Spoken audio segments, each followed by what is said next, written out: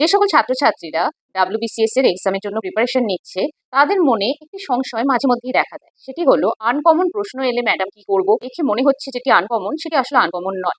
প্রশ্ন অনেক সময় টাফ বা চ্যালেঞ্জিং হতে পারে, কিন্তু কোনো প্রশ্নই সিলেবাসের বাইরে থেকে আসবে না।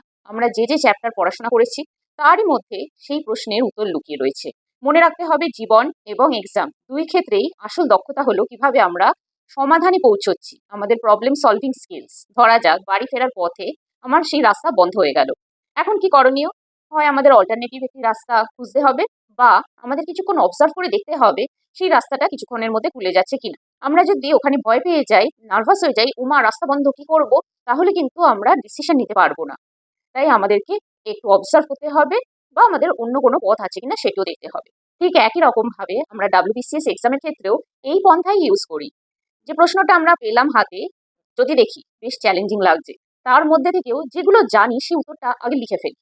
এবার কি হয়, অনেক ক্ষেত্রেই দেখা যায় যখন আমরা উত্তর লিখছি ওই আনকমন প্রশ্নটা কিন্তু আমাদের মাথায় বারবার হিট করতে থাকে, এবং উত্তর লেখার মধ্যে থেকে এমন কিছু হিন্টস বেরিয়ে আসে যে হিন্টস আমাদের বলে দেয় যে ওই আনকমন প্রশ্নের উত্তরটা কি হতে চলেছে।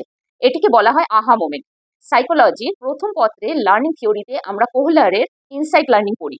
এই ইনসাইট লার্নিং দেখায় যখন আমরা কোনো রকম প্রবলেম বা সমস্যায় আটকে গেছি, সেখান থেকে আমাদের সমাধানের পথ কি আছে, আর সেই সমাধান আমাদের মস্তিষ্কের মধ্যেই রয়েছে, কিন্তু শুধু দরকার প্রপার অবজারভেশন।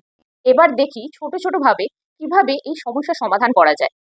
যদি প্রত্যেক সপ্তাহে একদিন বা দুদিন প্রিভিয়াস ইয়ার্স এর প্রশ্নপত্র নিয়ে আমরা বসি, এবং সেখানে যে প্রশ্নটিকে দেখে মনে হচ্ছে আনকমন, সেটি কোন চ্যাপ্টার থেকে এসেছে, সেই চ্যাপ্টারের আমি কি কি পড়েছি, সেগুলোকে নিয়ে একটু ভাবতে বসলাম। দেখি যে আমি সেখান থেকে কিছু ক্লু খুঁজে পাচ্ছি, সেটিকে সুন্দরভাবে সাজিয়ে গুছিয়ে নিলাম।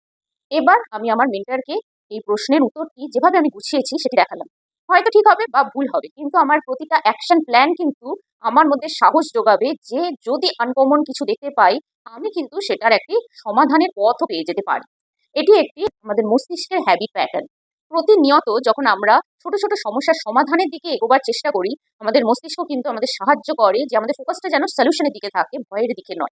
ভয়ের দিকে থাকলে কি হবে, আমরা কিন্তু পরীক্ষাপত্র পাওয়ার সাথে সাথে আমরা অ্যানশাস হয়ে পড়বো, আমাদের ব্রেন, আমাদের থট পাওয়ার সবকিছু হাইজ্যাক হয়ে যাবে। আমরা আর ভাবতেই পারবো না যে কিভাবে সেটাকে গোছানো সম্ভব।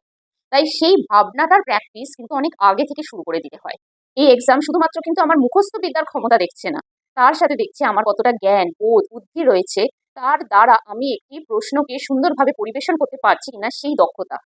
তো ছোট ছোট সমস্যা সমাধানের মাধ্যমে যখন আমরা আমাদের আত্মবিশ্বাসকে বাড়িয়ে তুলি, তখনই কিন্তু আমরা বড় সমস্যা সমাধানের পথ খুঁজে পাই, আর সেখানেই কিন্তু আমাদের জয়।